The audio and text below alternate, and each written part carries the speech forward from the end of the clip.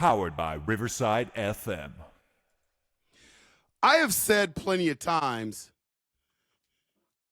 how great it feels to be a Minnesota Vikings fan.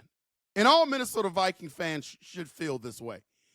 I know you're going to have issues with certain things that the Viking does. You know, I think that comes with the territory of being a fan. You're not going to agree with everything that the head coach does. You're not going to agree with everything that the general manager does in terms of Kwesi. And sometimes you're not going to agree with everything that the owners do. But for the most part, when you combine all of these guys together, KOC and Kwesi and Brian Flores and the Wolf brothers, I mean, we're in a pretty good spot as Minnesota Viking fans, right?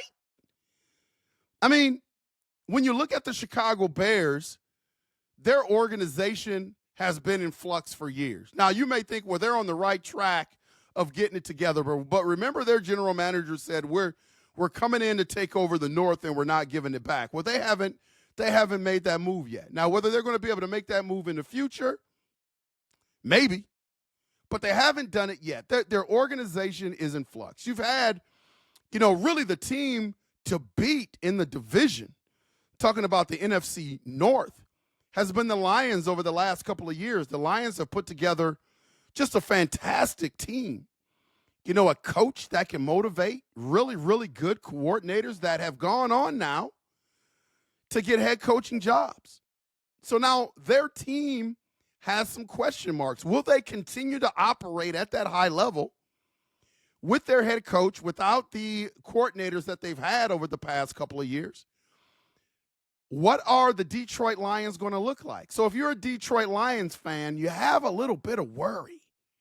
You should have a little bit of worry because I don't think your head coach is as good as everybody says he is, but I think he's a great motivator. I think his players love him, and he's smart enough to put knowledgeable assistant coaches around him, and that's what he's done for the past couple of years. But now, as always in the NFL, when you have assistant coaches that do a hell of a job, they move on to their head job. So that is going to affect those Detroit Lions in a lot of different ways. Detroit Lions fans, you just have to expect that.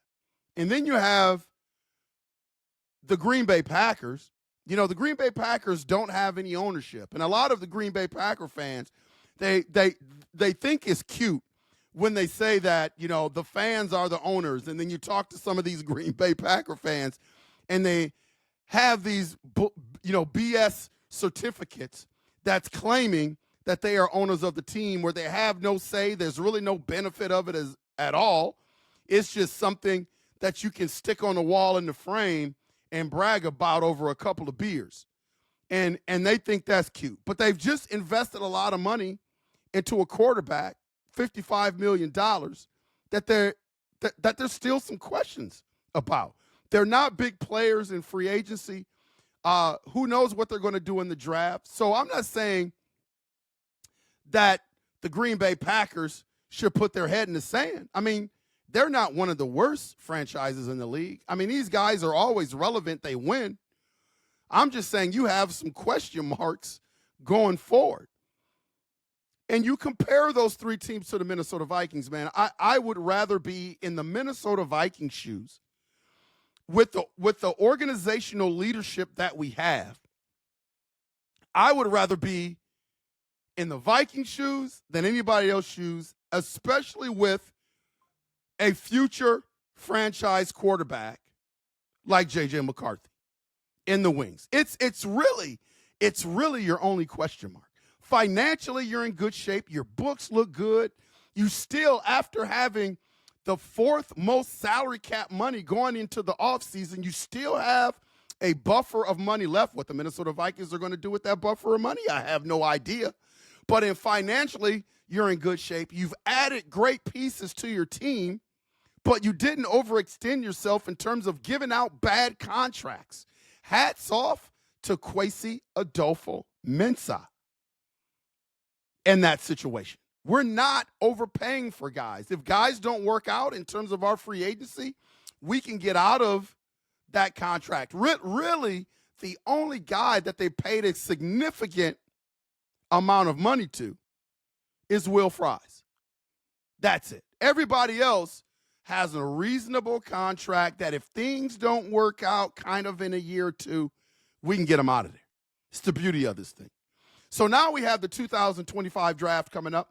We've got the 24th pick. We only have 4 picks. And I was sitting around thinking about having only 4 picks. I think the narrative is that they may stick and pick. And if they stick and pick, I've heard the most cornerback and offensive lineman.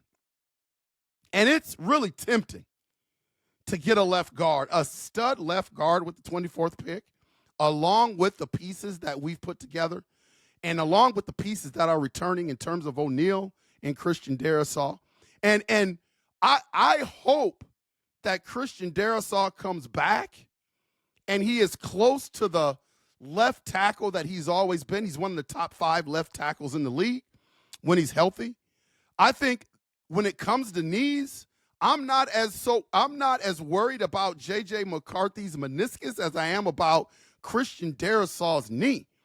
I mean, you need your base if you are an offensive tackle in the NFL. You're going to be pushing against people. You're going to be blocking against people. You've got to be able to move. So I have more concern about that than I do about JJ McCarthy's meniscus. And Christian Darrisaw is just as much of a franchise guy, if not more, than JJ McCarthy. And it's funny how people put these narratives on certain players and not others.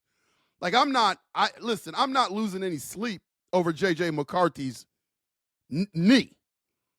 But I'm losing a little bit of sleep. What if Christian Darrisaw, we're making all these moves in terms of the offensive line?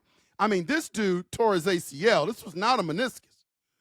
So if you're not concerned about that, then you're crazy. I'm not saying you should be like, he's not going to be able to come back, but there should be a level of concern when it comes to Christian Darrisaw. So I wouldn't be mad if the Minnesota Vikings drafted a left guard. See, the beauty about what Kwesi Adolfo-Mensah has done for the Minnesota Vikings is people have been saying that the Vikings are in a situation where they don't have to draft for need. And, they can take the best player available. Honestly, if you sit back and look at the Vikings draft, no matter what they decide to do, like they're okay, right? Like I'm trying to figure out what a bad move would be. If they would stick and pick, the Minnesota Vikings are going to be fine. If they stick and pick at 24 and they don't accumulate more draft picks, the Minnesota Vikings are going to be fine. Why? Because they've done a hell of a job in free agency the last 2 years under the Kwesi regime. So if they take 24th pick, they're going to get a heck of a player to kind of put into the fold for the Minnesota Vikings. I know some people want them to trade back and accumulate more picks, but even if they don't trade back and accumulate more picks, they will be okay because they're adding a really good player at 24, if Kwesi gets the pick right, to an already good roster. If they stay with the 4 picks, UP Nation, Minnesota Viking fans, SKOL Nation, we're going to be okay. Like, this is not going to be a devastating thing if we just draft 4 players. We still have a lot of money in free agency. There are UDFAs that we can sign where Kwesi has really excelled. I mean, you look at his UDFA drafts over the past couple of years, they've been stellar as well. So even if we stay with the 4 picks for the draft, there shouldn't be this level of panic from Minnesota Vikings fans. There shouldn't be this level of panic from the UP Nation. The Minnesota Vikings are going to be absolutely okay if they stick with the 4. If they decide to trade back and accumulate more picks, I'm okay with that as well. We're going to be okay. If we don't pick at 24, there's going to be a certain patch of people that are upset with that as well. And I'm telling you, you're going to be okay with that as well. The Minnesota Vikings have put themselves in a situation where, guys, I'm telling you, it's a great place to be. The only thing that I don't want from the Minnesota Vikings, and even if they decide to do this, they're going to be okay as well. If they decide to trade up to go after a player and continue to deplete their draft assets, digging into the 2026 picks, 2027 picks to be able to move up into the draft, I think they'll be okay with that as well. But sooner or later, the Minnesota Vikings are going to have to stop that as well. Like, you can't rob the future for the present continuously. That's going to end up biting you. And so I think at some point in time, the Minnesota Vikings are going to have to establish and start to accumulate their draft assets instead of going after it. But again, I think there's a lot of things that can come with the Minnesota Vikings and how they go about this and who they draft. I mean, some of the names that I'm hearing in terms of who the Vikings are interested in, that Jahdae Barron from Texas, really good player, cornerback. People are saying he's not an outside cornerback. He's more of a slot cornerback, maybe kind of a cornerback that can move into a safety position. I don't necessarily agree with that. I think he's a little bit more versatile than most people are giving him credit for. I wouldn't move him to safety because I like his grit in terms of being able to press man cover. I think he's going to be fine. The Malachi Starks player from Georgia, I think that's the name that's been bounced around the most. Really good player. Tyler Booker, the guard from Alabama. Gray Zabel, the guard/center from North Dakota. Trey Amos, the quarterback from Ole Miss. Any of these guys, man, it's whoever the Minnesota Vikings draft. Again, you don't want to miss.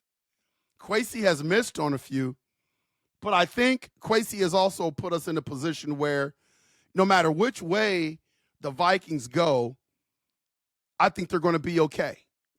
And after each draft, no matter who you draft, whether you hit a bunch of home runs or you don't, there's always that pocket of sports analysts and fans that are not happy with your draft. And I'm here to tell you that UP Nation, Minnesota Viking fans, no matter which way the Vikings go, we're going to be okay. Relax.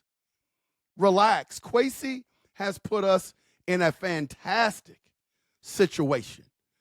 So no matter which way they go, they're going to be okay. They're going to be fine. Whether it's sticking and picking, trading back to accumulate more draft assets, if they feel like they need to trade up and compromise some of those 2026, 2027 pick to get the player that they want, that's a stud. I'm okay with that too. But no matter which way they go, the Minnesota Vikings team for the next 3-year block is going to be okay unless something devastating just happens to somebody in their personnel or to the Minnesota Vikings organization. We are assuming that the free agent guys that they brought in this past offseason are going to hit just like the guys from last offseason, last year hit. Van Ginkel, Grenard, you name it, Blake Cashman. I can go on and on and on about the guys that hit for the Minnesota Vikings last year. I think we are assuming and speculating that those guys this year that they signed during the offseason are going to hit as well. The only thing that can throw a monkey wrench in that is if those guys don't hit or injury or something like that. But I'm knocking on wood that doesn't happen. The Minnesota Vikings and their four horsemen, so to speak, KOC, Kwesi, the Wilfs, and B-Flow, you've got to be happy if you're a Minnesota Vikings fans. Man, we are set up for so much success. And when you look around the NFC North, I just can't say that about the other teams that are in our division.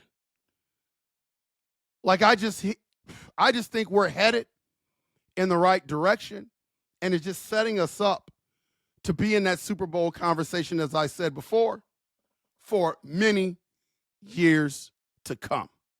Man, this has been Unconventional Playbook. Please hit that like and subscribe button. Please consider becoming a member. Those that become a member will be entered into a drawing to win a Minnesota Vikings Winter Warrior jersey. Man, I can't wait for the 2025 draft because it's just going to give us an insight on what the Minnesota Vikings are doing, what their plans are. Can't wait to see it, man. Can't wait to see it. As always, UP Nation, we will see ya when we see ya. SKOL!